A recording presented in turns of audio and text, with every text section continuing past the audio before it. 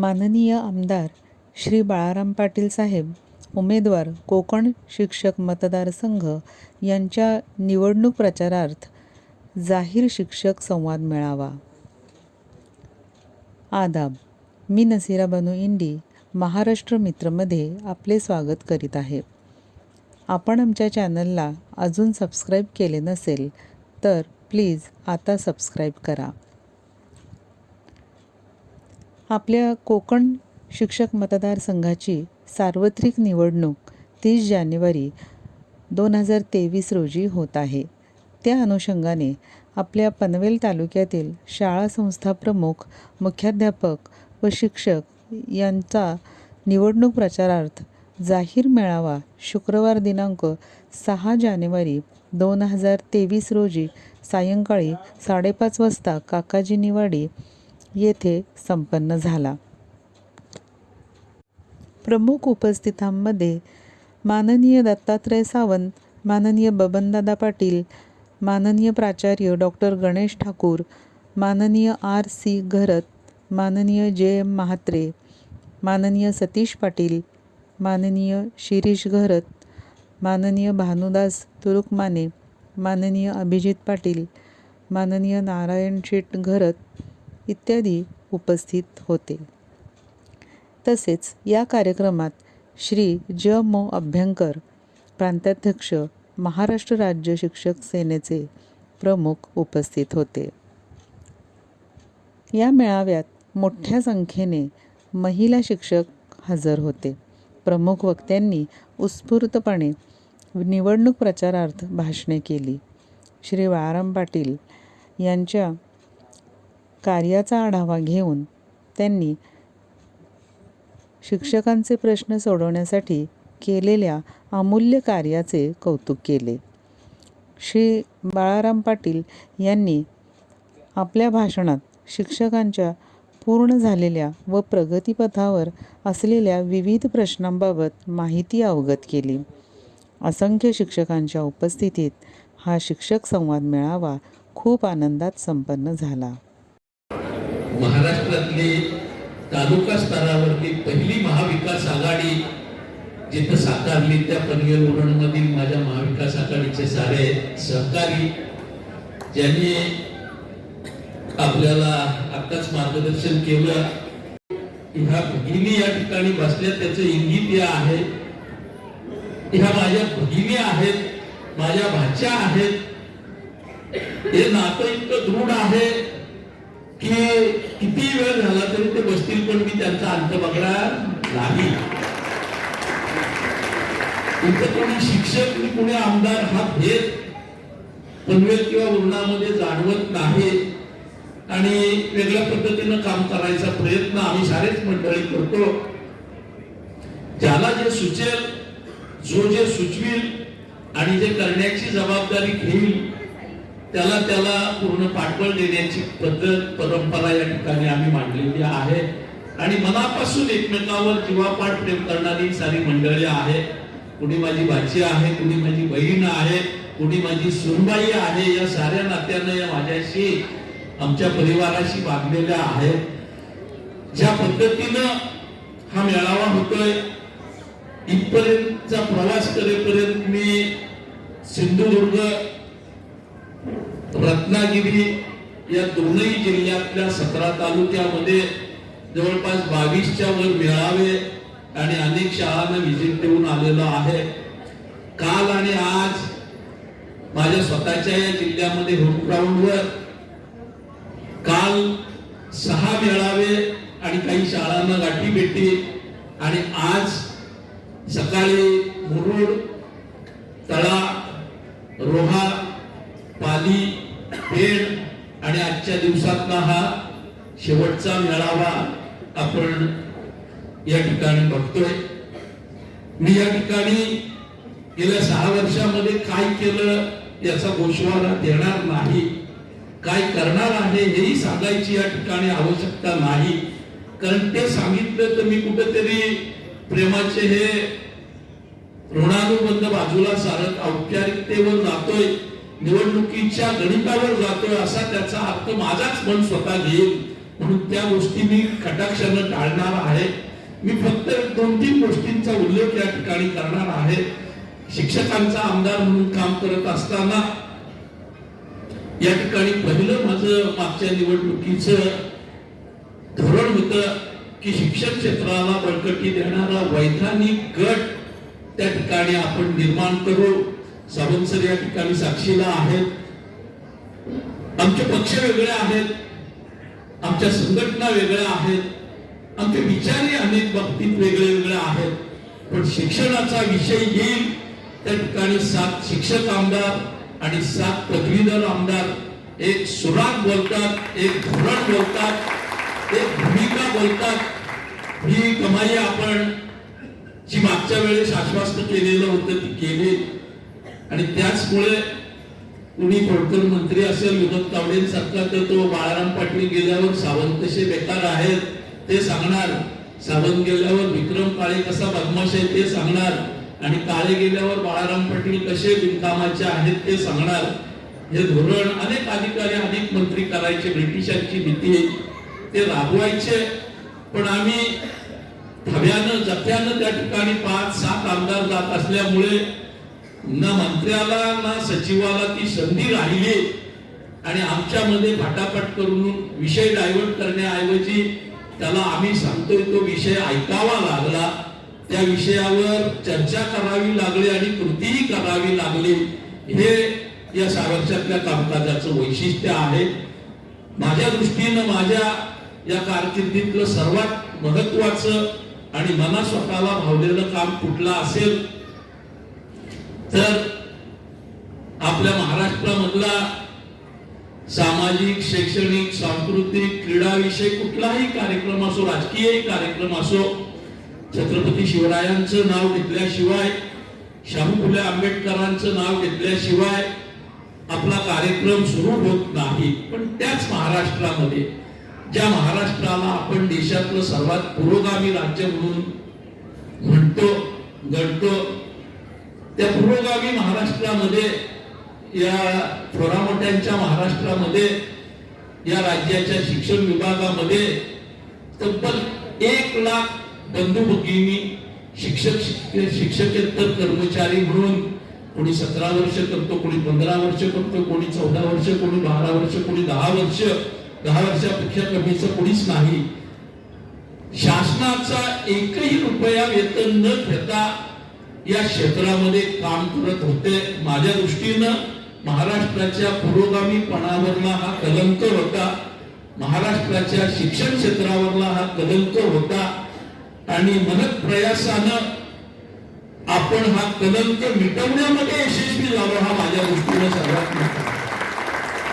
आज राज्यामध्ये काही 80-85च्या घरात शाळा आहेत की ज्या अनुदानाच्या कक्षेतून बाहेर राहिलेल्या आहेत, पण त्याच्यातल्या बहुतांश शाळा ह्या रोस्टरच्या प्रॉब्लेम मधल्या आहेत, काही चुकीची माहिती वगैरेच्या आहेत. तर रोस्टरला आमदार, मंत्री किंवा मुख्यमंत्री काही इलाज करू शकत नाही. रोस्टरचा इलाज हा त्या संस्थेनं, त्या शाळेनंच केला पाहिजे, म्हणून त्या राहिलेल्या आहेत. हे काम होत असताना या ठिकाणी जी एकीची शिकते आपण उभी केली विधिमंडळातल्या गटाची, ती आपल्याला कामी आली. विनोद तावडे अगदी वैयक्तिक राजकारणाची महत्वाकांक्षा गाठताना आल्यामुळे, शिक्षण मंत्रीपद मिळाल्यामुळे त्याचा राग रागा हे शिक्षकांवर आणि शिक्षण क्षेत्रावर काढत होते. ते पायउतार झाल्यानंतर आलेले आशिष शेलार विनोद तावडेंचंच धोरण, विनोद तावडेंचीच भाषा बोलत होते अनुदानाच्या बाबतीत. आणि त्यावेळेस पहिल्यांदा आपण या ठिकाणी खऱ्या अर्थानं शिक्षणाच्या प्रश्नावर रस्त्यावर येण्याचं काम केलं. मला वाटतं आम्ही एकत्र झाल्यानंतर पहिल्यांदाच महाराष्ट्राच्या विधान परिषदेचं काम सातत्यानं 3 दिवस आम्ही शिक्षणाच्या प्रश्नावर बंद पाडलं होतं आणि त्याची दखल सभापतीनं आणि शासनाला घ्यायला लावलेली होती. हा एकजुटीचा त्या ठिकाणी विजय होता. आशिष शेलारांनी अनुदान देता येणार नाही भूमिका घेतल्यानंतर भर पावसामध्ये आम्ही 9 आमदार विधिमंडळाच्या प्रांगणात असणाऱ्या छत्रपती शिवरायांच्या पुतळ्याजवळ पायऱ्यांवर आंदोलनाला बसलो आणि रात्री 9:30 वाजता आशिष शेलारांना लेखी पत्र घेऊन आमदारांना आम्ही अनुदान देतोय, याच अधिवेशनात देतो हे सांगायला यावं लागलं. त्यानंतर ते आंदोलन आम्ही मागे घेतलं. सावंत साक्षी आहेत.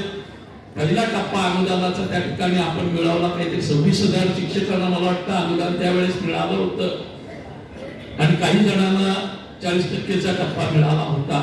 दुसरा टप्पा आपण पवार साहेबांना वरिष्ठांहून मिळवला. मी श्रीकांत देशपांडे आणि दत्तात्रय सावंत बारामतीला गोविंदबाग या त्यांच्या निवासस्थानी जाऊन त्यांना विनंती केली की बाबा महाराष्ट्राच्या शिक्षण क्षेत्रात 15 वर्षापासून शासनाच्या बिना पैशानं काम करणारी 75,000च्या आसपास लोक कार्यरत आहेत, तर त्यांचा प्रश्न आपण मिटवला पाहिजे. त्या दृष्टीनं आपण निर्णय घ्या. पवार साहेबांनी दिवाळीच्या नंतर ती बैठक चव्हाण सेंटरला घेतली आणि त्यावेळेस 20% वाल्यानं 40चा टप्पा आणि 21,000 लोकांना 20% अनुदान आपण पदरात पाडून घेऊ शकलो. या साऱ्याचा शेवट आता जो आपल्या दृष्टिक्षेपात आलेला आहे नागपूरच्या हिवाळी अधिवेशनात, त्याची सुरुवात ही या ठिकाणी दत्तात्रय सावंत सरांच्या आणि श्रीकांत देशपांडे साहेबांच्या आग्रहानं जे भिडेवाडा ज्या ठिकाणी महात्मा ज्योतिबा फुलेंनी महाराष्ट्रातल्या स्त्री शिक्षणाची किंबहुना देशातल्या स्त्री शिक्षणाची मुहूर्तमेढ रोवली, महात्मा ज्योतिबा फुले आणि सावित्रीबाई फुलेंनी त्या भिडेवाड्याच्या पावनभूमीला नमन करून मुख्यमंत्री, उपमुख्यमंत्री, शिक्षण मंत्री, शिक्षण सचिव, मुख्य सचिव साऱ्यांना निवेदन देऊन ही पायी दिंडी आम्ही काढली. अघोषित बांधवांना, भगिनींना अनुदान द्या, त्रुटीतल्या मंडळींना अनुदान द्या, वाढीव तुकड्यातल्या शिक्षकांना अनुदान द्या, 2005 पूर्वीच्या शिक्षकांना या ठिकाणी जमीन पेन्शन योजना लागू करा, अनुदानित ज्युनियर कॉलेजवरील वाढीव पदावर काम करणाऱ्या शिक्षकांना त्या ठिकाणी अनुदान द्या, शिक्षक भरती करा, हे विषय त्या मोर्चाच्या अजेंड्यावर होते. आमदार पायी दिंडी काढतात याची नोटीस मिळते, पण ना मुख्यमंत्रीना, उपमुख्यमंत्रीना, शिक्षण मंत्री त्याची दाद घेत शेवटी आम्ही भिडेवाड्याच्या पावनभूमीला अभिवादन करून निघालो.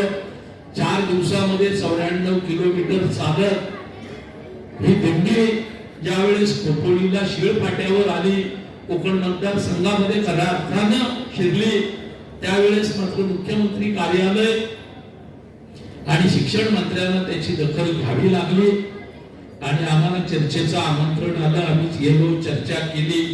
त्या ठिकाणी नवीनच फॅट शिक्षण मंत्र्यांकडून आलं.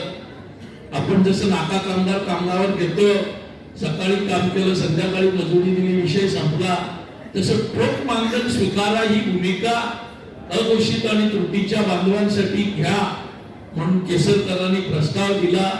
आम्ही मंडळींनी त्यांना सांगितलं, साहेब यांची नियुक्ती एमईपीएस ऍक्टने आहे, यांचं अप्रुव्हल एमईपीएस ऍक्टने आहे, हे काम शिकवण्याचं करतायत, तुमचा रुपयानं घेता 15, 17 वर्षे शिकवताय आणि तुम्ही जर आता त्यांना ठोक मानधन घ्या, मी 30,000 देतो, 35,000 देतो सांगितलं, तर याच्यापेक्षा दुर्दैव कुठलं महाराष्ट्राचं असू शकत नाही. आपण जे काही द्यायचं ते एमईपीएस ऍक्ट नुसार द्या हा आग्रह पण घेतला. तर नंतर मात्र ते 4 पावलं मागे आले, आमची भूमिका त्यांनी मान्य केली. हे सारं होत असताना आझाद मैदानात शिक्षक संघटनांचं आंदोलन चालू झालेलं होतं. आम्ही केसरकरांसोबत चर्चा करून मागण्या मान्य करून घेतलेल्या होत्या, त्याचा पाठपुरावा चालू होता, त्याची माहिती या मंडळींना आम्ही दिली आणि त्या ठिकाणी आम्ही शिक्षक आमदार साथ केलो होतो. त्यांना सांगितलं की आपण सरकारला एक 7 दिवस देऊ. या आंदोलनाची दखल सरकारनं घेतली तर आनंद आहे, पण जर घेतली नाही तर शिक्षक आमदार 17 तारखेला विधिमंडळातल्या छत्रपतींच्या पुतळ्याशी त्या ठिकाणी धरणे आंदोलनाला बसतील तशी नोटीस पुन्हा मुख्यमंत्री, उपमुख्यमंत्री, शिक्षण मंत्री, विधानसभेचे अध्यक्ष, परिषदेच्या उपसभापती, मुख्य सचिव, शिक्षण अर्थ सचिव यांना दिल्या. पण सरकार आंधळ आणि बहिर आहे. राजकीय मी बाकी काही बोलणार नाही बापू, पण ही वस्तुस्थिती आहे. 9 आमदारांची नोटीस येते की आम्ही 17 तारखेला या विषय आझाद मैदानातल्या आंदोलनाची आपण दखल घेतली नाही, त्या विधिमंडळात आंदोलनाला बसू, धरणे आंदोलन करू, तरीही कुणी दखल घेत नाही. शेवटी आम्ही 17 तारखेला 7 जण बसलो, 12 वाजता बसलो. 7:30 वाजेपर्यंत कुणीही आमची विचारपूस करायला आला नाही. माझा डब्बा होता, त्याच्यातल्या भाकरी आणि विधिमंडळाच्या कॅन्टीन मधला झुणका भाकर आम्ही त्या ठिकाणी बसून खाल्ला. 7:30 वाजता जेव्हा विधिमंडळाच्या सचिव घरी राहायला निघाले, त्यावेळेस त्यांनी बघितलं की 12ला बसलेले आमदार मंडळी अजून पुतळ्याजवळच आहे. त्यांनी सीएम ऑफिस, डीसीएम ऑफिस, शिक्षण मंत्र्यांना तातडीनं फोनाफोनी केली. ते त्या ठिकाणी थांबले आणि एक जुजबी पत्र घेऊन केसरकरांचं राज्याचे शिक्षण सचिव आले की आपण धरणे आंदोलन बंद करा, आपण ही मागणी मान्य करू. आम्ही सांगितलं असल्या पत्रानं हे होणार नाही. शिक्षण मंत्र्यांना इथं यावं लागेल, या मुद्द्यांवर चर्चा करावी लागेल आणि या मागण्या मान्य कराव्या लागतील, तरच हे धरणे आंदोलन संपेल. आमचा निग्रह बघून त्यांनी आम्हाला सांगितलं आज आपण स्थगित करा, उद्या सकाळी मी चर्चेला येतो. पुन्हा अनुभव तोच. 11ची वेळ, 12:30 पर्यंत मंत्र्यांचा पत्ता नाही, कोणाचा निरोप नाही. 12:30ला छत्रपतींच्या आश्रयाला आम्ही गेल्यानंतर मात्र 15 मिनिटात केसरकरांना त्या ठिकाणी यावं लागलं, आमच्याशी चर्चा करावी लागली आणि 4.5 तासाच्या मॅरेथॉन मीटिंग मध्ये या साऱ्या विषयांना आम्ही न्याय देतो.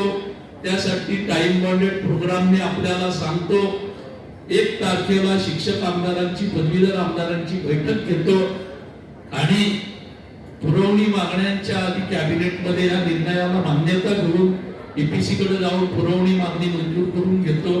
अधिवेशनात ती मान्य करून घेतो म्हणून त्यांनी हमी घेतली. मंत्रिमंडळाच्या 2-3 बैठका झाल्या, निर्णय होईना. 3ऱ्या बैठकीला मात्र आम्ही ठिय्या मारल्यानंतर हा विषय निर्णय झाला आणि मुख्यमंत्री, उपमुख्यमंत्र्यांनी तो जाहीर केला. यथावकाश पुरवणी मागणी मांडली गेली, ती मान्य झाली.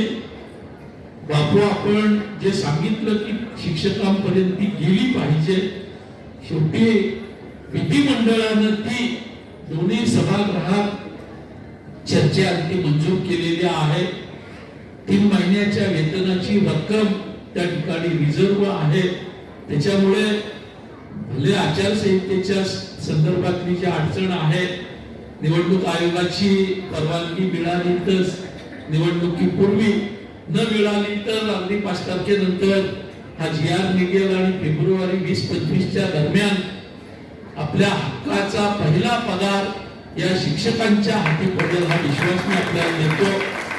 वाढीव टप्प्याचे पैसे आपल्या टप्पा अनुदानातल्या मंडळींच्या हाती पडतील हा विश्वास या ठिकाणी देतो.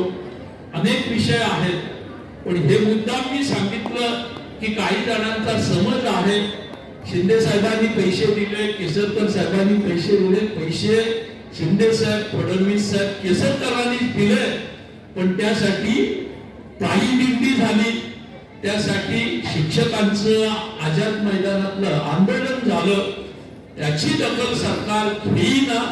म्हणून आमदारांचं आंदोलन विधिमंडळात झालं आणि हा विषय मार्गी लागला. हे या ठिकाणी स्पष्ट करायला मागतो.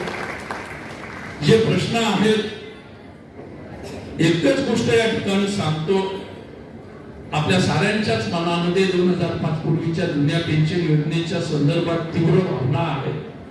पण आम्ही मंडळी ज्या वेळेस अधिवेशनामध्ये सावंत सर, मी, आम्ही जाहीर केलं होतं की जोपर्यंत शिक्षकांचा 2005 पूर्वीच्या पेन्शनचा प्रश्न संपत नाही तोपर्यंत आम्ही आमदारकीची पेन्शन स्वीकारणार नाही. सावंत सरांचा पराभव झाला. ज्यांच्यासाठी तंगडेतोड केली ते अघोषित बांधव, ते त्रुटीतले बांधव, ते पेन्शनचे लाभार्थी असणारी मंडळी ज्यांच्यासाठी जीवापाड मेहनत केली, तीच मंडळी सावंत सरांच्या पराभवामध्ये अग्रस्थानी होती. अर्थात त्यांची चुकी आहे असं मी म्हणणार नाही. या मंडळींच्या 15 वर्ष प्रलंबित मागण्या सुटत नाही म्हणून सरकारचा राग त्या ठिकाणी आमदारावर काढला गेला. आमदार आणि शासन वेगळं आहे याचा जाणीव त्या मंडळींना झाली नाही. पण सावंत सरांनी आपलं व्रत सोडलं नाही. पराभव झाल्यानंतरही सावंत सर माझ्यासोबत प्रत्येक आंदोलनात आहेत, प्रत्येक शिष्टमंडळात आहेत. भिडेवाड्याला त्या ठिकाणी नमन करून आम्ही निघाल्यानंतर घाट उतरताना सावंत सरांच्या पायाला फोड आले, पण सावंत सर थांबले नाहीत. किशोर दराडेंच्या पायाला फोड आले 95 किलोमीटरच्या वाटचालीत, तेही थांबले नाहीत. पण जे आम्ही 2.5-3 वर्षापूर्वी सांगितलेलं होतं की जोपर्यंत शिक्षकांना पेन्शन मिळत नाही तोपर्यंत आम्ही पेन्शन घेणार नाही. मी अजून 7 फेब्रुवारी पर्यंत आमदार आहे. पुढचं निर्णय जो काही निवडणुकीत होईल तो होईल. पण सावंत सर या ठिकाणी पराभूत झाल्यानंतरही चळवळीचं काम करतायत आणि आज 2 वर्ष झाली सावंत सरांनी बापू पेन्शन आमदारकीची स्वीकारलेली नाही. त्याचा उल्लेख मुद्दाम मी करतो. त्याच्यामुळे आम्हाला नव्यानं काही पेन्शनच्या बाबतीत भूमिका जाहीर करायची आवश्यकता नाही. माझा सहकारी त्या भूमिकेशी ठाम आहे, त्याचा अंमल करतो. वेळ आली तर माझी पावलं सावंत सरांच्याच पावलांवर असतील या ठिकाणी जाहीर करतो. आपण खूप वेळापासून आला, आपला वेळ मी घेणार नाही. पण एक गोष्ट आणखी आपण बापू आम्ही या कालखंडात साध्य केली की या कोकणच्या 740 किलोमीटरच्या लांब्या चौड्या पट्टीमध्ये जेवढ्या म्हणून शाळा आहेत ज्या अनुदान देण्यासाठी आमदार निधीचे एलिजिबल आहेत त्यांना किमान आमदार निधीची एकदा तरी वस्तू पोचली पाहिजे हा मानस माझ्या मनामध्ये होता. अर्थात कोकण शिक्षक मतदारसंघाच्या एकट्याच्या आमदार निधीतून साकारणार नव्हता. आपण आपल्या राजकीय विचारांशी मतभिन्नता असणाऱ्या मंडळींचं सहकार्य घेतलं. केंद्रीय मंत्री रामदास आठवलेंचा खासदार निधी आपण आपल्या मतदारसंघासाठी मिळवला. खासदार अमर साबळेंचा निधी आपण आपल्या मतदारसंघासाठी मिळवला. खासदार शहाजी काकडेंचा निधी आपण मिळवला. खासदार छत्रपती संभाजी राजेंनी आपल्याला पालघरसाठी निधी देऊ केलेला होता. तो त्यांची मुदत संपता प्रक्रियेत आहे. कदाचित होईल, कदाचित होणार नाही, पण त्यांचा निधी आपण मिळवला होता. या ठिकाणी जयंतबाईंचा निधी आपण मिळवला. रामराजे निंबाळकरांचा निधी आपण मिळवला. जामकर साहेबांचा निधी आपण मिळवला. आणि आपल्या रुपयाला कोकण शिक्षकच्या 2 रुपयाची बाहेरची जोड देत संपूर्ण ज्या शाळा आहेत 5 जिल्ह्यातल्या त्या प्रत्येक शाळेपर्यंत ह्या वस्तू पोहोचवण्याचं काम आपण साध्य केलेलं आहे. आता आपण रिसेंटली 350 शाळांना सिंधुदुर्गातल्या प्रिंटर दिले, 910 शाळांना ठाणे जिल्ह्यातल्या प्रिंटर दिले. रत्नागिरीत आमदार निधीतून प्रिंटरचं वाटपाचं 354 शाळांना वाटप चालू आहे. 377 शाळांना रायगडातल्या आणि 363 शाळांना पालघरातल्या या ठिकाणी प्रिंटर्स मंजूर होऊन त्याचं टेंडर झालंय, वर्क ऑर्डर झालेली आहे. इलेक्शन कमिशनची परवानगी मिळाली तर वाटप होईल. न तर बाळाराम पाटील आमदार असला नसला तरी या 2 जिल्ह्यातल्या शाळांना प्रिंटर्स मिळतील ही व्यवस्था आपण केलेली आहे. प्रामाणिकपणानं काम करायचा प्रयत्न केला. प्रचंड प्रेम या मतदारसंघानं दिलं. रायगडात काही प्रश्न नाही, पण सिंधुदुर्ग, रत्नागिरी, पालघर, ठाण्यात कधी दौऱ्याच्या दरम्यान मी हॉटेलमध्ये नाश्ता केला नाही. मी कधी हॉटेलला जेवलो नाही. जेवण नाश्ता झाला तो कुणातरी शिक्षकाच्या घरी, कुणा संस्था चालकाच्या घरी, कुणा मुख्याध्यापकाच्या घरी किंवा कुणा राजकीय सहकार्याच्या घरी. इतकं प्रेम या मतदारसंघानं दिलंय. मी माझ्या या साऱ्या सहकार्यांच्या प्रेमाच्या ऋणामध्ये राहणं पसंत करत मी आपला आभार त्याबाबत मानणार नाही. मी आपल्या ऋणातच राहणं पसंत करेन. उलटा ही ऋणानुबंधाची गाठ आणखी घट्ट कशी होईल या दृष्टीनं माझ्या बाजूनं प्रयत्न करेन. मी आमदार म्हणून पेपर लिहिण्याचं काम केलंय. आपण परीक्षक आहात, निश्चितपणानं पनवेलच्या मंडळींना ते सांगायची गरज नाही, पण कोकणातली शिक्षक मंडळी त्याचं मूल्यांकन करेल, मूल्यमापन करेल आणि योग्य ते निर्णय घेईल हा विश्वास मला आहे. उद्याच्या कालखंडासाठी आपलं सहकार्य असावं अशी विनंती मी आपल्याला करणार नाही.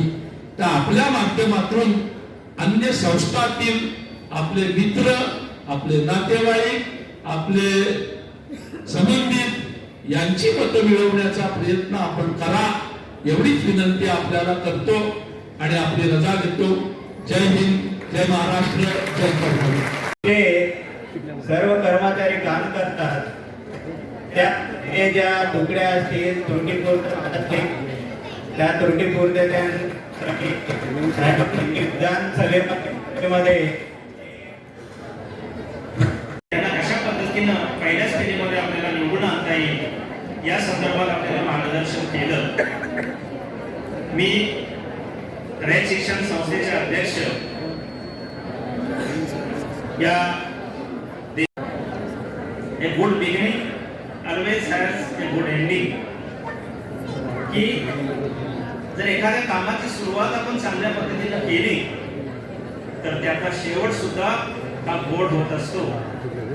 आज या सभेमध्ये एवढे मोठे मान्यवर विविध पक्षांचे जे संपूर्ण महाराष्ट्राला सर्वतोपरिचित आहेत, एवढ्या मोठ्या संख्येनं जमलेले सगळे शिक्षक मतदार या सभेला उपस्थित आहेत.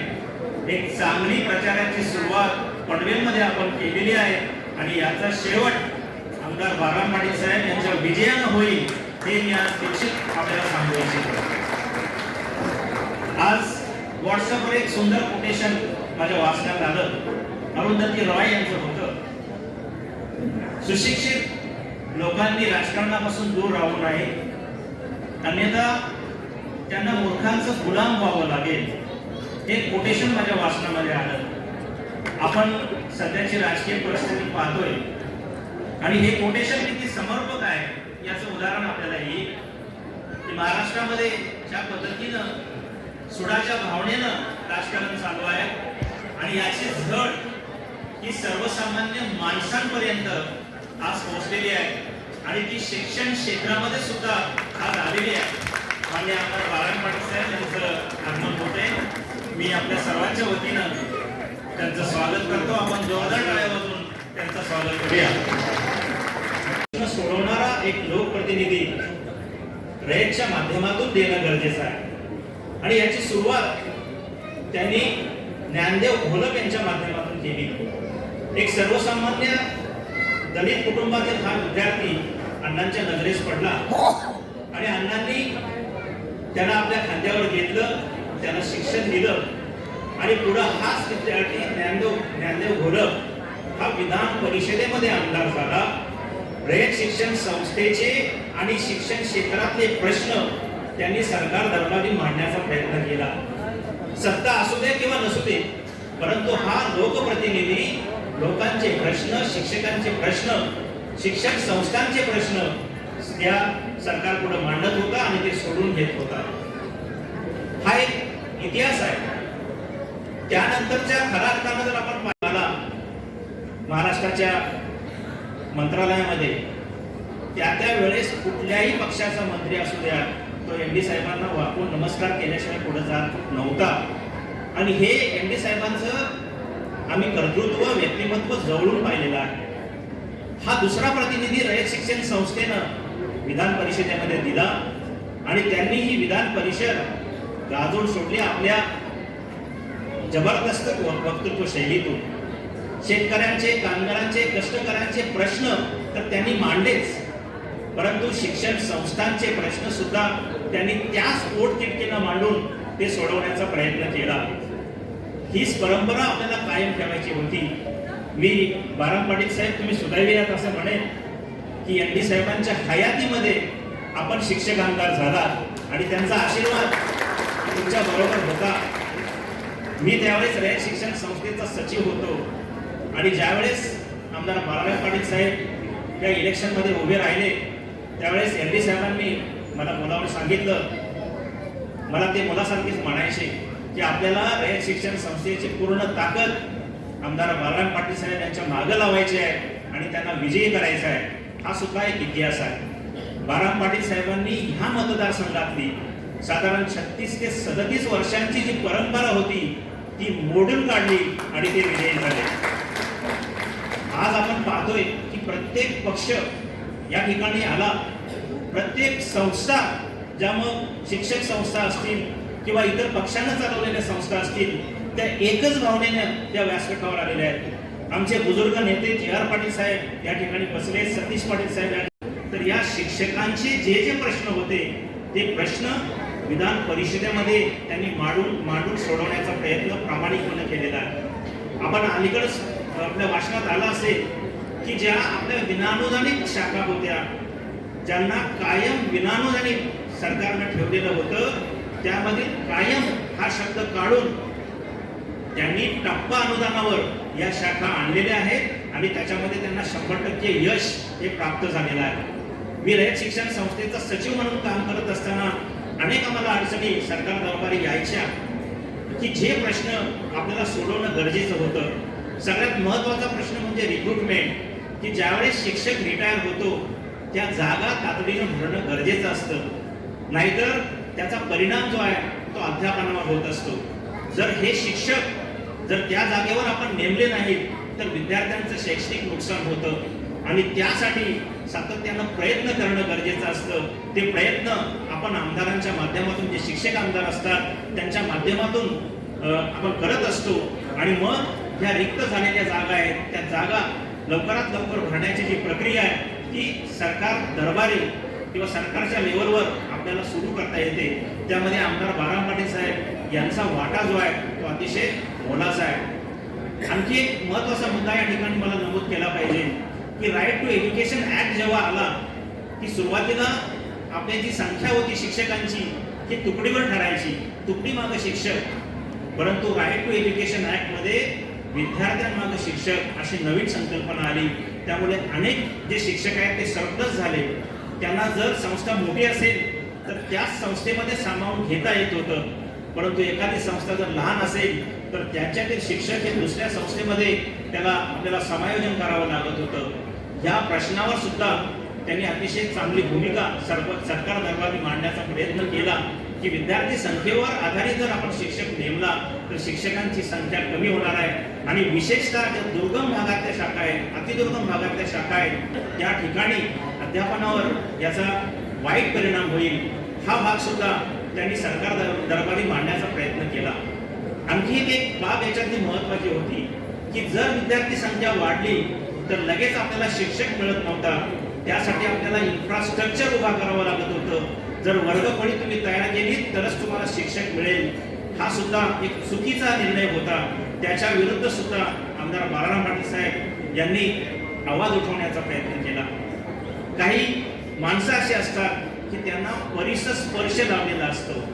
आमदार बाळासाहेब पाटील साहेब हे असंच एक व्यक्तिमत्व आहे की त्यांना खुद्द शरदरावजी पवार साहेब यांचा परिस्पर्श लाभला की ज्यावेळेस पवार साहेब एका कार्यक्रमाला नावडे या ठिकाणी आलेले होते, त्या कार्यक्रमामध्ये आमदार बाळासाहेब पाटील साहेब यांचं कर्तृत्व त्यांनी पाहिलं आणि त्याच वेळेस ज्यावेळेस ते साताऱ्याला परतत होते, आमचा 9 मेचा कार्यक्रम होणार होता, त्यांनी फोन केला आणि आम्हाला सांगितलं की आमदार बाळासाहेब पाटील साहेब यांना रायगड विभागाचा अध्यक्ष करण्याचा ठराव मॅनेजिंग काउन्सिलमध्ये घ्या आणि तो एकमतानं संमत करण्यात आला आणि त्या दिवशी आमदार बाळासाहेब पाटील साहेब ह्या विभागाचे अध्यक्ष झाले आणि बघता बघता त्यांनी रयत शिक्षण संस्थेमध्ये आपल्या कार्याची जी चुणूक आहे ती चुणूक दाखवली आणि आज त्या रयत शिक्षण संस्थेतील मॅनेजिंग काउन्सिलमध्ये एक महत्त्वाचे घटक म्हणून ते कार्यरत आहेत आणि सगळ्या शिक्षकांच्या ज्या व्यथा आहेत, जे काही प्रश्न आहेत, हे प्रश्न ते रयत शिक्षण संस्थेच्या व्यासपीठावर आणि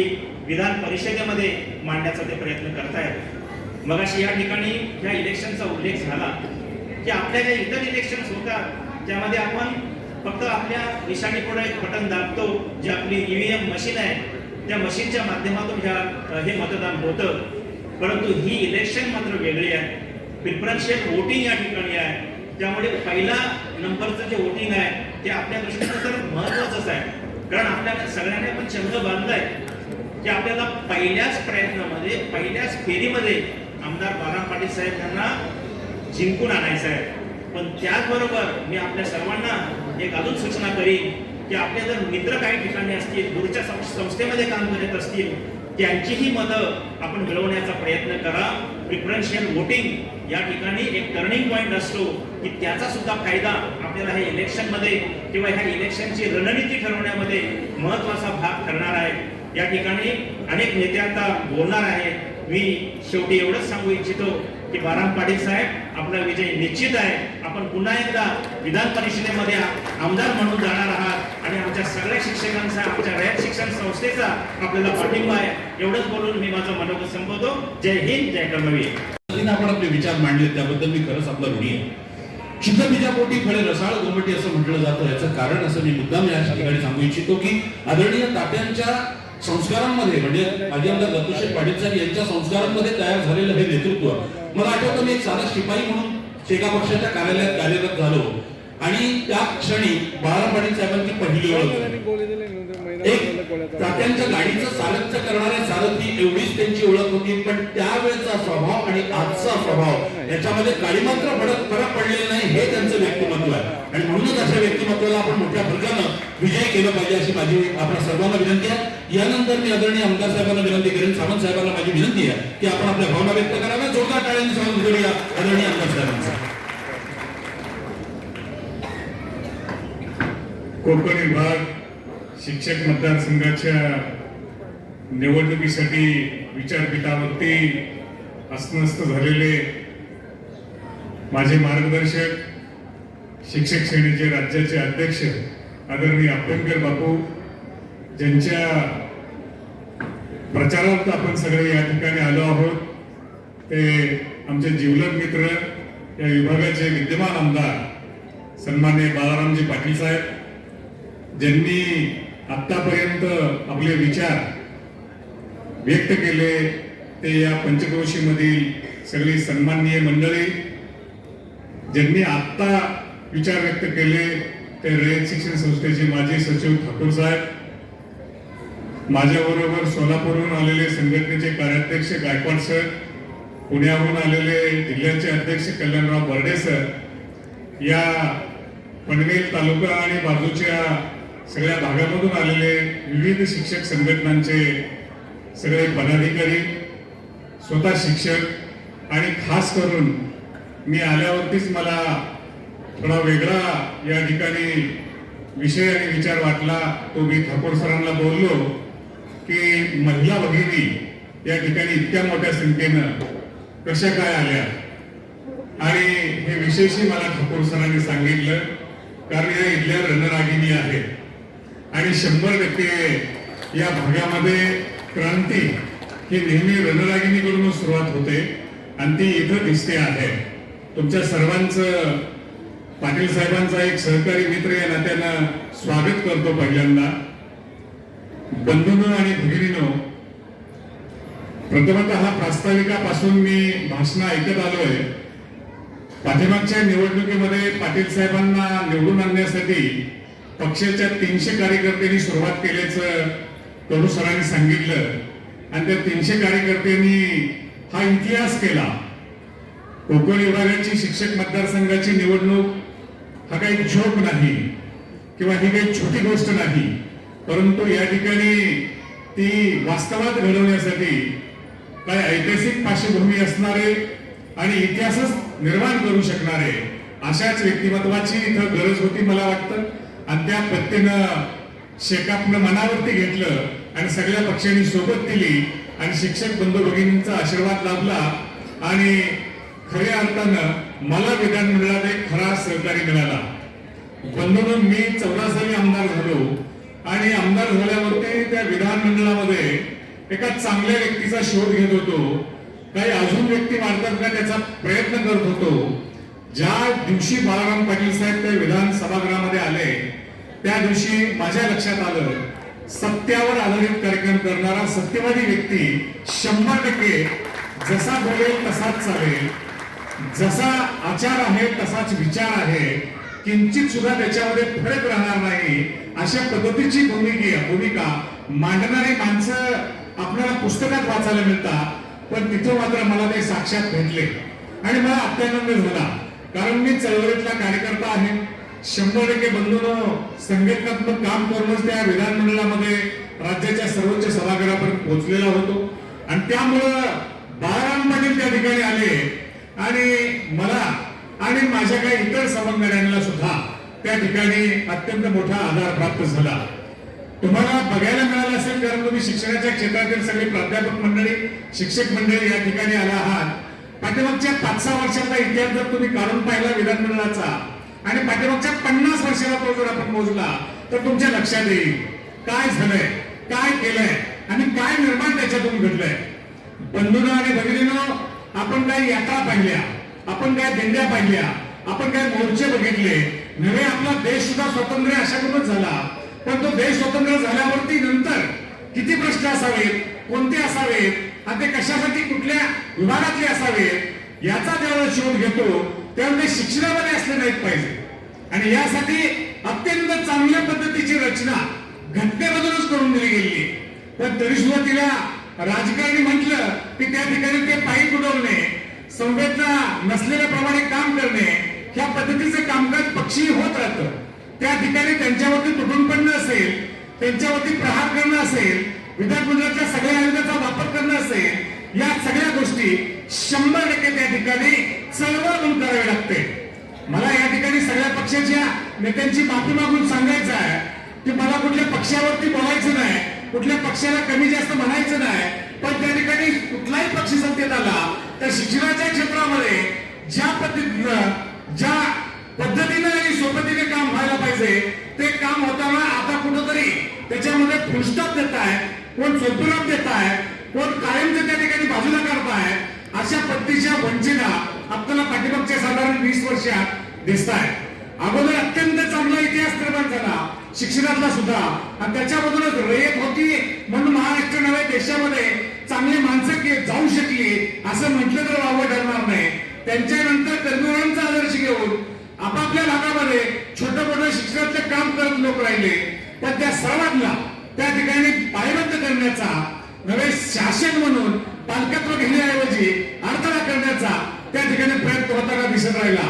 नव्हे या राज्यामध्ये काही कायदे सुद्धा असे झाले, ते कुणी केले, कुठल्या पक्षाने केले, दोष द्यायचा नाही मला, पण ते झाले. या राज्यामध्ये अशा पद्धतीचे कायदे होऊ शकतात की आयुष्यभर काम कर, तुला पगार देणार नाही. होऊ शकतो कायदा, केला गेला, झाला, त्याचा अंमल सुरू आहे. आणि बंधूंनो, मला हे ठिकाणी सांगायचं आहे, आपण सगळे बुद्धिवादी आहोत. या ठिकाणी कोण पक्षाचा आहे त्याच्यापेक्षा कोण चळवळीतला आहे हे अत्यंत महत्वाचं आहे. आणि त्यामुळे बाळाराम पाटील साहेबांच्या रक्तामध्ये त्या ठिकाणी मी चळवळ आहे.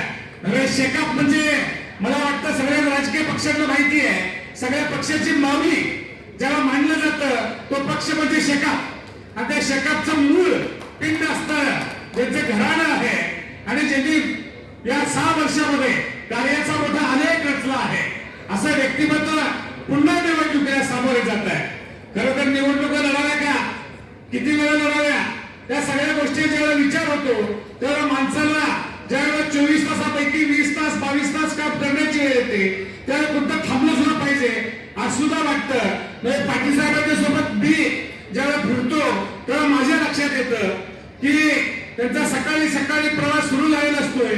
संध्याकाळी मला वाटतं कधी 12च्या आत त्यांच्या घरी जर माऊलीला जाऊन विचारलं तर 12च्या आत त्यांचा कधी पाऊल घरामध्ये पडला नसेल. कधी 1 वाजतात, कधी 2 वाजतात. आणि सकाळी 6 वाजता चौकशी केली तर ते कुठतरी पेनकर आहेत, कुठं इकडंच आहेत, कुठं तिकडंच आहेत, आपल्याला इकडे तिकडे बघायला मिळतं. 100% चळवळीतल्या माणसाची शिक्षणाच्या क्षेत्रात कामासाठी पूर्ण वेळ देण्यासाठी अत्यंत गरज आहे.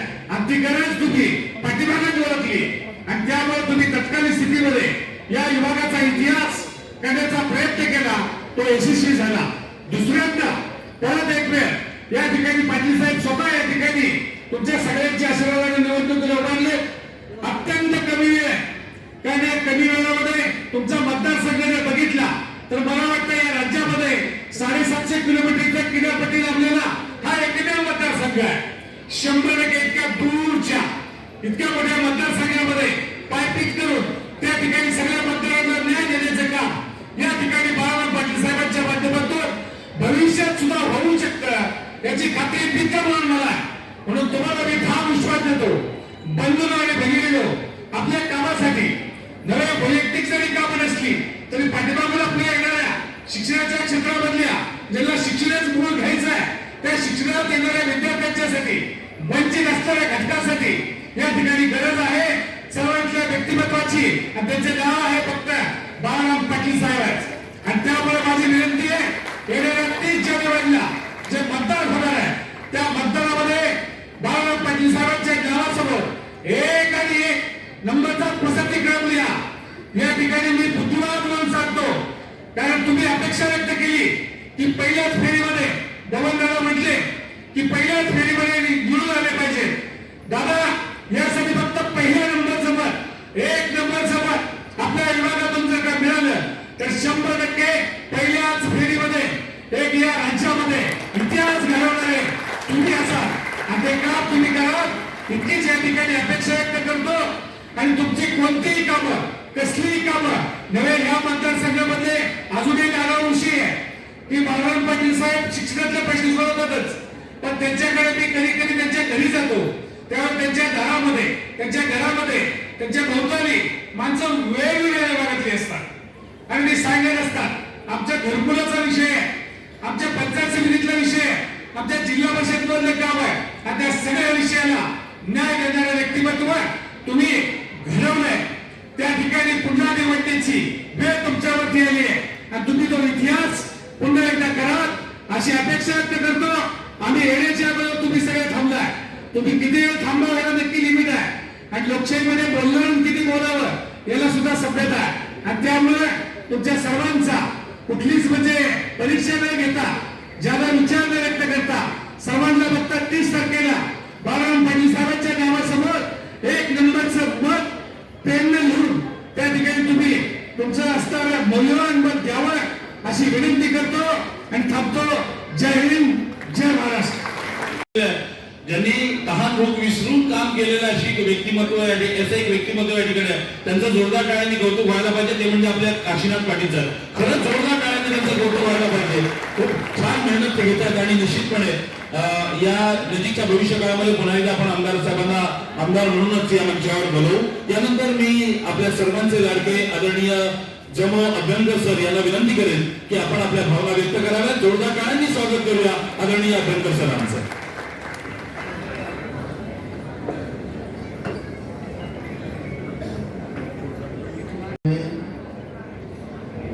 बाळाराम पाटील साहेबांना शुभेच्छा देण्याकरता आणि त्यांचं काम करण्यासाठी तत्पर आहोत असं या ठिकाणी दाखवण्याकरता दर्शवण्याकरता तयारी आपली सिद्ध करण्याकरता इथे या मंचावर उपस्थित असलेले माझे मित्र माजी आमदार दत्तात्रय सावंत या मतदारसंघाचे विद्यमान आमदार आणि भविष्यामध्ये जे निश्चितपणे 30 तारखेच्या नंतर पुन्हा निवडून येऊन आमदार होणार आहेत ते आमचे मित्र बाळाराम पाटील,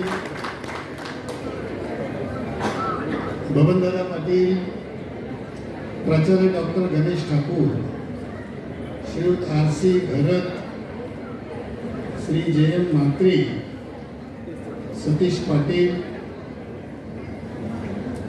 शिरीष घरत, श्रीयुत भानुदास तुरुकमाने, अभिजित पाटील, नारायण शेठ घरत, शिक्षक सेनेचे मुंबई विभागाचे अध्यक्ष श्रीयुत अजित चव्हाण, इतर आणखी सर्व संघटनांचे पदाधिकारी, सर्व पक्षांचे कार्यकर्ते आणि एवढ्या मोठ्या संख्येनं या ठिकाणी या सभागृहामध्ये आणि सभागृहाच्या बाहेर उपस्थित असलेले सगळे शिक्षक बंधू आणि भगिनी या ठिकाणी उपस्थित आहे आणि एवढ्या मोठ्या संख्येनं महिला या ठिकाणी उपस्थित राहिल्या याच्या संदर्भात अनेकांनी या ठिकाणी आनंद व्यक्त केला. मला त्यापेक्षा जास्त कौतुक या गोष्टीचं वाटतंय की इथे आल्यानंतर ते जसे आले तसे ते संध्याकाळची वेळ जर असेल तर येतात सगळ्या महिला, परंतु टिकतात मात्र फारच कमी. परंतु इतका वेळ झाला, मला वाटते 2 तासापासून तरी या ठिकाणी त्या बसलेल्या आहेत. परंतु मी आग्रह करतो आहे की यापैकी एकही महिला या सभागृहाच्या बाहेर गेलेली नाही. ही फार मोठी गोष्ट आहे. म्हणजे आपण निश्चितपणे संकल्प केला की कुठल्याही परिस्थितीमध्ये केवळ आपलं एकट्याचं मत त्या ठिकाणी द्यायचंच नाही आहे बाळासाहेब पाटील साहेबांना, पण आपल्या समवेत असलेले आपली मित्रमंडळी असलेले आपल्याशी संबंधित असणारे जेवढे काही शिक्षक आहेत, आपल्या शाळेतले शाळेबाहेरचे, या सगळ्यांना प्रवृत्त करण्याचा आपण सगळ्यांनी निर्धार केला असंच आपल्या या उपस्थितीमधून मला दिसून येत आहे. मित्रांनो, आपल्याला सगळ्यांना कल्पना आहे की 3 पक्षाची ही खास करून आघाडी आहे. काही इतर जे पक्ष आहेत त्या पक्षांनी त्या आघाडीला सपोर्ट केलेला आहे. त्या 3 पक्षाच्या आघाडीमधला एक पक्ष जो आहे त्या पक्षाच्या वतीने, त्याची अंगीकृत संघटना जी शिक्षक सेना आहे त्यांच्या वतीने मी या ठिकाणी उपस्थित झालो आहे. आणि हे सांगण्याकरता की पक्षाच्या वतीने आणि शिक्षक सेनेच्या वतीने बाळासाहेब पाटील साहेबांना पूर्णपणे समर्थन देण्यासाठी आणि त्या भावना माननीय उद्धवजी साहेबांच्या आपल्यापर्यंत पोहोचवण्याकरता त्यांचा प्रतिनिधी म्हणून या ठिकाणी मी आलो आहे. आपल्याला सगळ्यांना याची जाणीव आहे की शिक्षक वर्ग हा बुद्धिवादी वर्ग आहे, समजदार आहे, समंजस आहे, विवेकवादी आहे. आणि यांना सगळं कळतं की सध्या आपल्या देशामध्ये परिस्थिती कशी आहे, कोण आमदार, कोण आपला प्रतिनिधी आपले प्रश्न सोडवू शकतो, आपल्या समस्या कोण समजून घेऊ शकतो, कोण संवेदनशील आहे, कोणाला आपल्या प्रश्नाची जाण आहे आणि सोडवण्याची धमक आहे. या संदर्भात तुम्हाला सांगण्याची गरज नाही. तुम्हाला ते पटकन पटलं. या मागच्या 5 वर्षाच्या कालावधीत, 6 वर्षाच्या कालावधीमध्ये तुमचा अनुभव सुद्धा त्या संदर्भात निश्चितपणे आपल्याला आलेला आहे. त्यामुळे आपल्याला हे सगळं कळतं की काय परिस्थिती आहे, बाहेर जी परिस्थिती आहे ती परिस्थिती लक्षात घेण्याची गरज आहे. की आज लोकशाहीवर ज्या पद्धतीने घाला घातला जातो आहे, ज्या प्रकारचा हेट्रेड आपल्या समाजामध्ये निर्माण होण्याचा प्रयत्न केला जातो आहे, याला उत्तर देण्याकरता, आपली लोकशाही शाबूत राहण्याकरता, आपली जी देशाची घटना आहे ती घटनाही ही मजबूत राहण्याकरता या दृष्टिकोनातून अशा विचाराचे लोक पाहिजे आहेत आज सभागृहामध्ये की ज्यांचा लोकशाहीवर विश्वास आहे, एकात्मतेवर विश्वास आहे, या देशावर खऱ्या अर्थानं प्रेम आहे, या देशाची एकसंगता ही टिकून राहण्याच्या दृष्टिकोनातून कोण प्रयत्न करणार आहे या बाबतीतला विचार हा अत्यंत महत्त्वाचा आहे. आणि तो विचार करणारे कोण आहे, मला खात्रीने वाटते आहे की अशाच प्रकारचा विचार या लोकशाहीवर असलेला आपला विश्वास, दृढ विश्वास, या एकात्मतेवर असलेला आपला विश्वास, सर्व धर्म समभावावर असलेला विश्वास, अशा प्रकारचा विश्वास ज्या व्यक्तीचा आपल्या या भारतीय परंपरेवर आहे, अशा प्रकारचे बाळासाहेब पाटील आणि हे आघाडी याच्या माध्यमातूनच आपण आपली लोकशाही टिकवू शकतो. ही गोष्ट समजून घेण्याकरता शिक्षक मला वाटते निश्चितपणे पात्र आहे. आणि म्हणून आपल्याला अधिक सांगण्याची अशी आवश्यकता नाही आहे की आपला व्यक्ती हा, शिक्षकाचा प्रतिनिधी हा चळवळीतला असला पाहिजे. कोणत्याही क्षणामध्ये तो रस्त्यावर येऊ शकला पाहिजे आणि रस्त्यावर येऊन या शिक्षकांचे प्रश्न सोडवण्याची त्याची मनाची तयारी पाहिजे. आणि ते त्याने निश्चितपणे केलेलं आहे. आणि म्हणून मला वाटतंय की ते आपल्या शिक्षकांचे सगळ्या प्रकारचे प्रश्न एक चळवळीतली व्यक्ती असल्यामुळे ते नक्की सोडू शकतात. याशिवाय आणखी काही अशा गोष्टी आहेत त्यांच्या संदर्भातल्या की जे आता अगदी शिक्षकांच्या जे हिताशी संबंधित असे प्रश्न आहेत. जसा 15 ते 20 वर्षापासून ज्या शाळा विनाअनुदानित आहेत त्या शाळांना अनुदान देणं, जे शिक्षक विनावेतन 15 ते 20 वर्षापासून काम करत आहेत, हा अतिशय प्राधान्याचा विषय होता. पण त्याच्याकरता त्यांनी नुसतं त्या सभागृहामध्ये हल्लाबोल केला एवढ्याच पुरतं ते मर्यादित नाही राहिले, परंतु सत्याग्रहाच्या माध्यमातून ते पायी चालणं, त्या ठिकाणी कुठेतरी पुतळ्याजवळ बसणं, अनेक प्रकारचे सत्याग्रह करून त्यांनी हा प्रश्न, त्यांनी आणि त्यांचे जे मित्र आहेत इतर आमदार यांच्या माध्यमातून खऱ्या अर्थाने हा प्रश्न सोडवला गेलेला आहे. ते हे आमदार जर शेवटच्या क्षणाला जर सत्याग्रहाच्या मार्गाने शासनावर जर दडपण त्यांनी नसतं आणलं तर कदाचित हे जे 1100 कोटी रुपये जे मिळालेले आहेत की जेणेकरून त्या शिक्षकाला जे विनाअनुदानित ज्या शाळा होत्या त्या अनुदानित देण्याचा मार्ग जो आता सुकर झाला ते कदाचित घडू शकलं नसतं. याशिवाय आणखी त्यांचं कामात मला जे वैशिष्ट्य आढळून आलं, आता त्याचं वर्णन या ठिकाणी झालेलं आहे की अत्यंत साधी व्यक्ती आहे. त्यांना कुठल्याही प्रकारचा मी एक आमदार आहे, मी एक मोठी व्यक्ती आहे, माझ्याकडे एक मोठी संस्था आहे, या संस्थेच्या माध्यमातून अनेक लोकांचं रिक्रुटमेंट मी करू शकतो आहे, अशा कुठलाही गर्व त्याचा दर्प त्यांना कधी झालेला दिसत नाही. जमिनीवर पाय असलेली ही व्यक्ती आहे. अत्यंत सोयीवरपणे प्रत्येक व्यक्तीला उपलब्ध होऊ शकेल केव्हाही अशा पद्धतीचं त्यांचं वर्तन दिसतं आहे. उदार अशा प्रकारचं ते एक व्यक्तिमत्व आहे. आणि अशा या व्यक्तीच्या बाबतीत मला खात्री आहे की आपण सगळे शिक्षक हे त्यांना निश्चितपणे मतदान करतील आणि 30 जानेवारीला होणाऱ्या मतदानामध्ये ते निश्चितपणे निवडून येतील याविषयी माझ्या मनामध्ये जराही शंका नाही.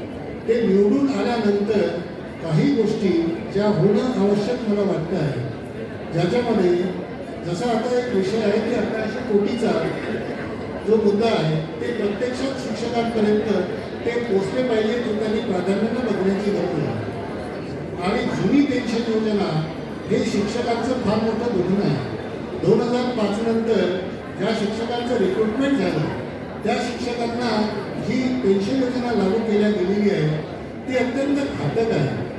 त्याचं सेवानिवृत्तीच्या नंतरचं या शिक्षकांचं जे आयुष्य आहे ते फारच दुःखी अशा प्रकारचं जाऊ शकतं.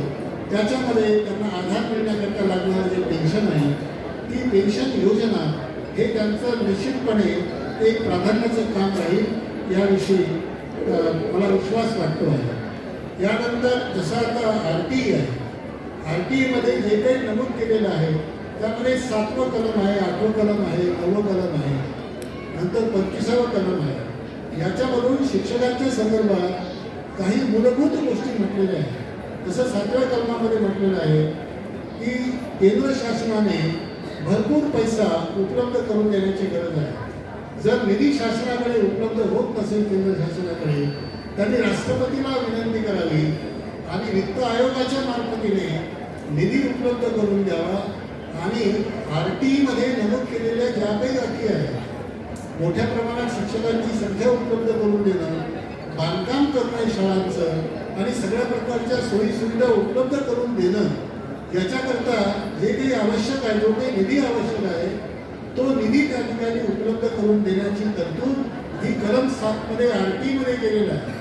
पण RTEमध्ये जे जे नमूद केलेलं आहे RTEमधल्या या सगळ्या कलमांचं पालन केलं गेलं पाहिजे. अत्यंत काळजीपूर्वक पालन झालं पाहिजे. जसं शिक्षकांच्या प्रमाणाच्या संदर्भात आहे आणि त्यानंतर शाळांच्या उपलब्धतेबद्दल आहे. आता जसं म्हटलं आहे की स्वयंअर्थसहाय्यित अशा प्रकारच्या शाळा निर्माण केलेल्या आहेत, हे त्या सूत्रामध्ये नाही. 3रं कलम असं स्पष्टपणे 6वं कलम असं आहे की ज्याच्यामध्ये की 3 किलोमीटरच्या आत ही माध्यमिक शाळा आणि 1 किलोमीटरच्या आत प्राथमिक शाळा ही प्रत्येक ठिकाणी उपलब्ध झाली पाहिजे आणि ती त्या ठिकाणी मोफत शिक्षण मिळालं पाहिजे, मोफत आणि सक्तीचं शिक्षण मिळालं पाहिजे. अशा प्रकारची तरतूद जर त्या कायद्यामध्ये आहे, हा देशाचा कायदा असून सुद्धा मोफत शिक्षण न देता 2011मध्ये कायदा निघाला. त्याच्यामधून तुम्ही जोपर्यंत पैसे देत नाही, फी भरत नाही, तोपर्यंत तुम्हाला शिक्षण मिळणार नाही असा जे कायदा तयार झाला. त्यानुसार शाळा जर घ्यायच्या असतील तर त्या स्वयंअर्थसहाय्यित घ्या, सेल्फ फायनान्स ज्याला म्हणतात. तुम्ही जोपर्यंत फीज देण्याची तुमची कुवत नाही तोपर्यंत तुम्हाला शिक्षण मिळू शकणार नाही तुमच्या मुलांना. म्हणजे मोफत आणि सक्तीचा कायदा देशानं तयार केला आणि इथे मात्र या ठिकाणी कायदा तयार झाला आणि ज्याच्या अनुषंगाने स्वयंअर्थसहाय्यित शाळा ज्याला कधी अनुदान मिळणार नाही भविष्यामध्ये अशा प्रकारच्या शाळा, त्या कमी अधिक नाही 10,000च्या वर अशा प्रकारच्या शाळा ह्या आज महाराष्ट्रामध्ये निर्माण केल्या गेलेल्या आहेत. याशिवाय आणखी एक विषय आहे की आमच्या ज्या सेवा शर्तीचे जे नियम आहेत ते ठरलेले आहेत. त्याचा एक कायदा आहे, त्याची नियमावली आहे. त्या नियमावलीप्रमाणे काम होत नाही असं दिसून येत आहे. आता याचे अनेक अनुभव आहेत आपल्याला. जसं आता तुम्हाला सिनियर स्केल द्यायला पाहिजे, त्यानंतर निवड श्रेणी द्यायला पाहिजे, 12 वर्ष झाल्यानंतर द्यायला पाहिजे, 24 वर्षाच्या नंतर निवड श्रेणी द्यायला पाहिजे. त्यामध्ये अडचणी निर्माण होतात आणि शिक्षकांना बरेच वेळेला 3-3, 4-4 वर्षापर्यंत थांबल्यानंतर सुद्धा अशा प्रकारची वरिष्ठ वेतन श्रेणी ही मिळत नाही. ही बाब अत्यंत चुकीची आहे, ती दुरुस्त होण्याची गरज आहे. म्हणून आमच्या MBPS मध्ये जेवढे कलम आहे किंवा जी नियमावली आहे त्याचं तंतोतंत पालनच झालं पाहिजे. एखादा शिक्षक जर सुद्धा सरप्लस झाला त्या नियमावलीमध्ये आहे, सरप्लस झालेल्या शिक्षकाला ताबडतोब सामावून घेणं आणि सामावून घेईपर्यंत मूळ शाळेमधून त्याचं वेतन काढणं ह्या सगळ्या प्रकारच्या तरतुदी असताना सुद्धा त्याचं पालन केलं जात नाही आणि त्यामुळे शिक्षक बऱ्याच वेळेला अधांतरी राहतात. त्यानंतर जे शिक्षक जे ज्याला आपण टप्प्याचं अनुदान म्हणतो 20% आहे, 40% आहे, अशा शिक्षकांना सुद्धा हे संरक्षण, कारण ते अनुदानित शिक्षक आहे, परंतु चुकीचे अर्थ काढून अशा प्रकारचे टप्प्याच्या अनुदानावर असलेले जे शिक्षक आहेत त्या शिक्षकांना जर सरप्लस झाला तर सरळ त्यांना घराचा रस्ता दाखवला जातो. त्यामुळे त्यांना सुद्धा संरक्षण मिळालं पाहिजे. हे MBPS मध्ये या सेवा शर्तीच्या नियमावलीमध्ये जे जे नमूद केलेलं आहे ना ते सगळं या ठिकाणी पालन केलं गेलं पाहिजे. ते पालन केलं जात नाही अशा प्रकारची आजची स्थिती आहे आणि म्हणून आमदार आपण होणारच आहात. ज्या गोष्टीकडे आपण यापुढे प्राधान्याने लक्ष द्यायला पाहिजे ती ही एक बाब आहे. एक आणखी गोष्ट आहे, नवीन जो कायदा आता येऊन घातलेला आहे, किंबहुना आलेला आहे, देशाने स्वीकारलेला आहे, तो आहे नॅशनल एज्युकेशन पॉलिसी. ही नॅशनल एज्युकेशन पॉलिसी ज्याला आपण NEP म्हणतो आहे, 2020ची पॉलिसी आहे. ही पॉलिसी अजून अंमलात आलेली नाही आहे प्रत्यक्षामध्ये. त्यामध्ये शिक्षकांच्या संदर्भात खूप चांगला उल्लेख आहे, पण हे सगळं अंमलात येणं फार आवश्यक आहे. त्याची अंमलबजावणी अजूनपर्यंत सुरू झालेली नाही. त्यामध्ये असं म्हटलं आहे की शिक्षकाला हाय रिस्पेक्ट, शिक्षकाला हाय सॅलरी आणि शिक्षकाचा हाय स्टेटस अशी सुरुवात आहे त्याच्यामध्ये. जर शिक्षकाला तुम्ही हाय रिस्पेक्ट द्या असं म्हणता, ज्या देशांच्या शिक्षण प्रणालीच्या आधारावर तुम्ही ही NEP आणलेली आहे आपल्या देशामध्ये, त्याच्यामध्ये शिक्षकांना हाय रिस्पेक्ट आहे, हाय स्टेटस आहे, हाय सॅलरी आहे. या संदर्भात अजूनपर्यंत 2 वर्ष झाल्यानंतर सुद्धा कोणत्याही प्रकारची सोय केल्या गेलेली नाही. याच्याशिवाय ग्रामीण भागातील जे शिक्षक काम करत आहेत त्या सर्व शिक्षकांना राहण्याची सोय केल्या जावी, त्यांना तिथे निवासाची व्यवस्था व्हायला पाहिजे.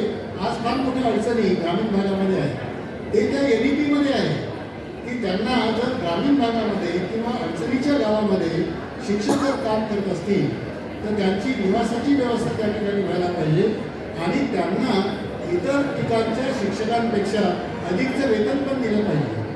ही पण तरतूद त्याच्यामध्ये आहे. याच्याशिवाय शिक्षकांचा त्याचा एक संकुल तयार केला गेलेला आहे. या संकुलामध्ये अंतरी नर्सरीपासून तर 12वीपर्यंत, त्याच ठिकाणी DED, त्याच ठिकाणी MCBC, त्याच ठिकाणी 11वी 12वी हे सगळ्या प्रकारचे कोर्सेस एखाद्या समूहामध्ये या NEP मध्ये मांडलेले आहे आणि त्याच्या व्यवस्थापनामध्ये शिक्षकच असायला पाहिजे अशा प्रकारची तरतूद केल्या गेलेली आहे. या NEP मध्ये या शिक्षण संकुलाच्या बाबतीत पहिलीपासून त्या नर्सरीपासून तर 12वीपर्यंत जेवढे म्हणून शिक्षकाचे पद आहे त्या पदांवर प्रमोशन शिक्षकांना मिळालं पाहिजे असं म्हटलेलं आहे. ज्या शिक्षकांचं असाधारण अशा प्रकारचं काम आहे त्यांना शिक्षकाला तहसीलदार होता आलं पाहिजे, शिक्षकाला BDO होता आलं पाहिजे, शिक्षकाला डेप्युटी कलेक्टर होता आलं पाहिजे, शिक्षकांना प्राध्यापक म्हणून जाता आलं पाहिजे. अशा प्रकारच्या सुविधा LEP मध्ये आहेत. हे LEPच्या संदर्भात आम्हाला आग्रह पुढच्या कालावधीमध्ये करण्याची गरज आहे. मला खात्री आहे की 30 जानेवारीला आपल्याकडून भरघोस सर्वांना केलं जाईल, त्यांना निवडून आणलं जाईल आणि ह्या ज्या अपेक्षा आहेत LEPच्या संदर्भात, आठवीच्या संदर्भात आणि अन्य जे विषय आहेत अत्यंत महत्त्वाचे शिक्षकांच्या जीवनाच्या दृष्टिकोनातून त्या सर्व प्रश्नांच्या बाबतीत ते निश्चितपणे लक्ष देतील अशा प्रकारची खात्री त्यांच्या वतीनं द्यायला हरकत नाही. मी आपल्याला या बाबतीत आपण सर्व मिळून त्यांना विजयी करू अशा प्रकारचा विश्वास त्यांना देतो आणि धन्यवाद अभिनंदन सर. यानंतर ज्यांना आशीर्वाद देण्यासाठी आपण एवढ्या मोठ्या संख्येनं जमलात ते आपल्या सर्वांचे लाडके नेते आदरणीय आमदार बाळाराम पाटील साहेब यांचे विचार ऐकण्यासाठी आपण तयार आहोत.